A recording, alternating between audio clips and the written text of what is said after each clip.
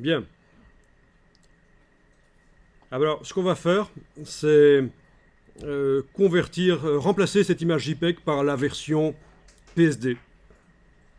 Donc, vous allez lancer Photoshop parallèlement à InDesign. Votre ordinateur est tout à fait capable de lancer Photoshop et InDesign ensemble. Alors, remarquez quelque chose chez moi au passage. C'est toujours bon à savoir. Quand une nouvelle version de Photoshop arrive, je n'efface pas les précédentes. Sauf évidemment que j'ai quand même effacé la version CS6 et CS5, etc. Il y a des limites. Mais je garde quand même les précédentes au cas où.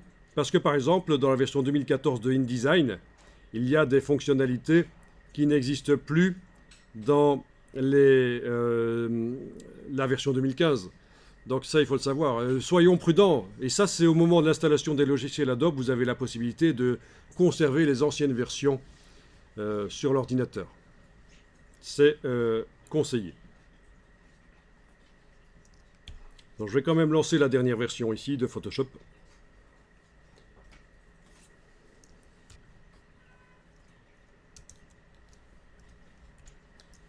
Alors, dans Photoshop, on va ouvrir l'image, fichier ouvrir, file open. On va aller dans le dossier qui est d'ailleurs où? Ah voilà, c'est celui-là. Je travaille dans le dossier d'assemblage. Vous aussi, je suppose, hein?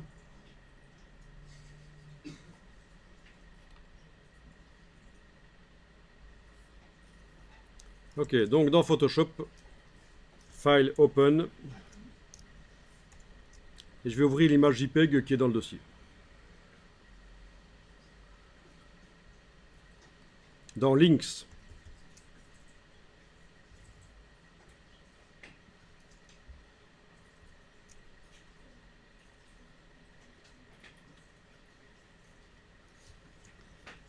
alors, petite astuce, si vous avez l'impression que les couleurs sont différentes dans Photoshop que ce que vous voyez dans le navigateur, il suffit d'attribuer le profil couleur qui est le profil standard du web. Edit, Assign Profile, Edit, Assign Profile, et on applique le sRGB. D'accord ? Donc ça peut arriver que les images n'aient pas l'indication du profil qui est inclus dans l'image, dans les métadonnées, et on doit manuellement préciser à Photoshop, tiens, cette image, c'est une image sRGB. Il faut savoir, le sRGB, c'est un standard couleur Microsoft HP pour régler les problèmes couleurs quand on est sur le web, dans un navigateur, mais aussi quand on imprime, bien sûr. Il y a des imprimantes grand public qui sont sRGB, la plupart. Il y a des scanners sRGB, les appareils photo peuvent faire du profil sRGB. Donc c'est vraiment un standard pour résoudre les problèmes qu'on avait il y a 15-20 ans en infographie, où quand on prenait un scanner et qu'on regardait le résultat sur écran, les couleurs n'étaient pas les mêmes que l'original qu'on avait scanné. Quand on imprimait, les couleurs n'étaient pas les mêmes que sur l'écran, c'était la foire. Donc Microsoft et HP ont fait un consortium pour créer cette norme standard RGB. C'est donc Edit, Assign Profile. C'est pas obligatoire, c'est juste que ça permet parfois de récupérer des meilleures couleurs plus proches de ce qu'on voyait dans le navigateur. Ok. Parce que le navigateur considère que les images sont sRGB par défaut. Donc lui, il va les montrer correctement. Donc ça peut arriver que vous trouviez que c'est moins beau, donc dans ce cas-là, ne faites pas la conversion. Mais il faut voir si on veut récupérer ce qu'on avait dans le navigateur ou pas.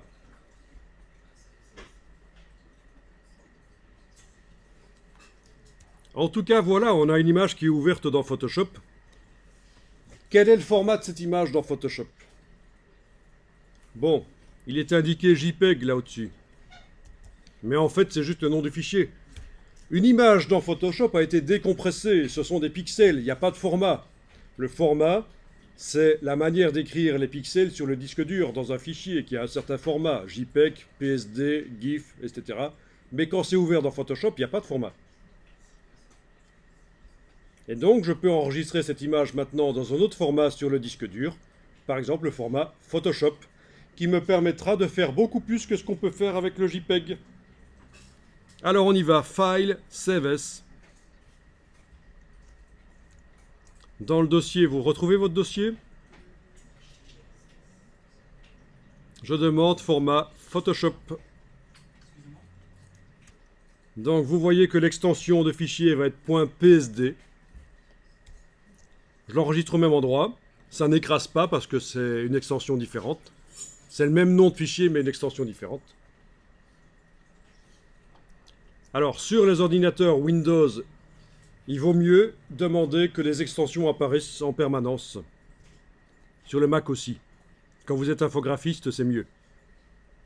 Sinon, vous allez voir quel est le format du document uniquement grâce aux icônes. Et c'est pas bien. Donc, dans Windows, il faut aller dans les options de dossier et de fichiers. Et il faut aller décocher une option qui s'appelle masquer les extensions de fichiers. Vous le ferez plus tard si vous voulez. Sur le Mac, c'est dans Finder Préférences. Il faut aller cocher montrer toutes les extensions de nom de fichier. Donc, quand on est un pro, qu'on n'est pas juste quelqu'un qui utilise un ordinateur pour relever des mails et aller sur Facebook, comme la plupart des gens, vous devez demander à l'ordinateur d'afficher les extensions, c'est quand même mieux. Comme ça, dès que vous voyez la fin du nom, vous savez de quel type de fichier il s'agit. Alors ici, on a donc dans le dossier Links, la version Photoshop de cette image. Regardez un peu la taille, c'est assez sidérant. 445K, c'est-à dire 0,5 mégas en quelque sorte. Et l'autre, la Photoshop, est à 7 mégas. Donc elle est 14 fois plus lourde, la Photoshop. Parce que c'est des données non compressées. Bien sûr, si dans le JPEG j'avais de la compression pourrie, je la retrouve dans la version Photoshop. Il n'y a pas de problème, ça, il n'y a pas de secret. Mais je veux dire, le format Photoshop n'ajoute pas de compression au fur et à mesure qu'on va enregistrer au format PSD. C'est l'intérêt par rapport au JPEG, ça ne compressera pas plus que le JPEG ne l'a fait jusqu'à présent. Bien. Alors, dans InDesign, on va aller remplacer l'image ici par la version Photoshop. Alors, je vous dis tout de suite, si vous avez fait un document InDesign avec des dizaines et des dizaines d'images JPEG, il y a des possibilités, en moins de 5 minutes, de demander à Photoshop de convertir toutes les JPEG en PSD, et dans InDesign, de remplacer toutes les JPEG par les PSD automatiquement. En moins de 5 minutes, c'est fait, même s'il y a 200 images, avec un ordinateur rapide, c'est fait. Ici, on n'a qu'une seule image et on va donc tout faire manuellement. Alors, vous avez l'image qui est sélectionnée avec la flèche noire, le conteneur. Vous allez dans File, Place. C'est vrai qu'on pourrait aussi aller dans Links, Relink, pour indiquer où se trouve l'image qui nous intéresse. Mais bon, faisons File, Place. Dans File Place, vous avez l'option ici, remplacer l'élément sélectionné qui est coché d'office. Replace Selected Item. Ça veut dire que l'image qui est dans mon bloc sélectionné là derrière va être remplacée par celle que je vais aller chercher. Qui pourrait d'ailleurs être une complètement différente. Je vais dans le dossier d'aujourd'hui. Chercher la version PSD. Open. Et voilà, c'est fait. Donc, la dimension donnée à l'image a été conservée. Sa position dans le bloc aussi. Simplement, maintenant, c'est la version Photoshop.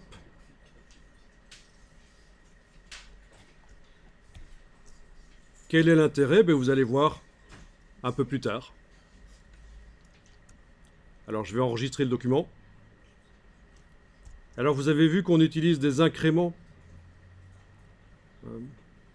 Pour les luxembourgeois, ça n'a rien à voir avec ce qu'on boit pour se saouler la gueule. Non. Les incréments, c'est le numéro là, à la fin. Donc, au fur et à mesure que j'avance dans la création du travail, je vais régulièrement l'enregistrer sous un nom différent, et tant qu'à faire, autant que ce soit juste le numéro à la fin qui change. Ça n'a que de l'intérêt. Au cas où je fais une erreur créative, il va me rester les versions d'avant. Au cas où la structure XML du document est corrompue, j'aurai les versions d'avant. Donc ça, c'est vraiment intéressant d'enregistrer régulièrement sous un nom différent. Et je vous conseille de le faire aussi quand vous travaillez dans Photoshop et dans Illustrator. Donc il n'est pas dit de le faire toutes les 5 minutes, mais toutes les heures de travail, chaque fois que vous avez fait une modification majeure dans le document, je vous conseille d'enregistrer le doc sous un autre nom. À notre époque, le disque dur ne coûte rien. Enfin si, ça coûte encore, mais pas grand-chose. Ça coûte combien un disque dur au fait? Allez, un disque dur, voyons ça. Je pense qu'un disque dur de 4000 gigas, maintenant on peut en trouver pour 150 euros. Ok. Donc je vais faire 150 divisé par 4000. Ça nous coûte donc 3 centimes 75, c'est ça? Je calcule bien. 150 euros divisé par 4000 gigas. Ça nous fait 3 centimes 75 le giga. Ou je déconne là? C'est bon? Voilà. Bon, juste pour vous dire que moi j'ai acheté en 1994 avec ce que j'avais gagné pour mon premier boulot, un disque dur de 0,75 gigas pour... il m'avait coûté, attendez un peu, 1000 euros. On va pas faire le calcul parce que c'est un peu trop compliqué à cette heure-ci, mais calculer 1000 euros pour 0,75 gigas. Même pas 1 giga. Donc bah, ça doit faire à peu près combien? 1500 euros le giga, 1300, 1250, oui.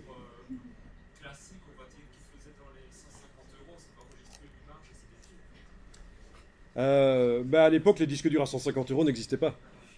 C'était d'office minimum en 94, hein, je te dis. Donc, vous connaissez la loi de Moore qui dit que chaque année, les ordinateurs sont plus performants et en même temps deviennent moins chers. C'est la fameuse loi de Moore.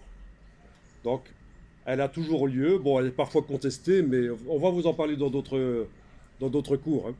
Et ça, c'est extraordinaire. C'est l'évolution.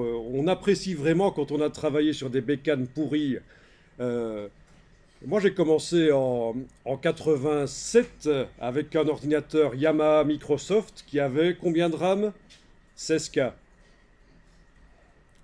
Donc vous voyez, quand on a travaillé sur des trucs pourris comme ça, on apprécie vraiment les machines d'aujourd'hui. Alors dites-vous bien que les machines que vous avez maintenant, dans 20 ans, elles seront aussi vues comme des machines pourries. On se demandera comment on a pu travailler là-dessus. Donc l'évolution va être énorme. Ce qui va arriver d'ici 10-20 ans au niveau réalité virtuelle, immersion, on n'imagine pas. Vous allez voir, accrochez-vous. Hein, accrochez-vous aussi pour rester des professionnels immergés dans le truc, c'est le cas de le dire. Alors je disais ça pour dire que des disques durs à notre époque ça coûte rien, donc vous pouvez multiplier les fichiers sur les disques durs. C'est quitte à un certain moment évidemment supprimer les premières versions, les 20 premières versions que vous êtes certain que ça ne vous servira plus. Alors il faut savoir aussi qu'au niveau créatif, c'est une astuce connue. Quand vous faites une mise en page notamment, vous allez à un certain moment pouvoir faire 2 versions parallèles qui vont s'éloigner au niveau du style. Juste pour tester. Vous avez une mise en page plutôt bleutée et une autre plutôt rose, disons, pour simplifier les choses.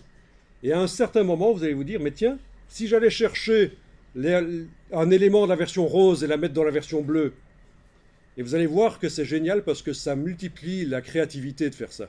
Vous avez développé parallèlement 2 documents, et en remettant les choses ensemble partiellement, vous obtenez quelque chose de très riche visuellement. C'est connu quand on fait des affiches, des flyers. Pensez à ça, cette petite astuce de développer parallèlement 2 versions à un certain moment et de mélanger.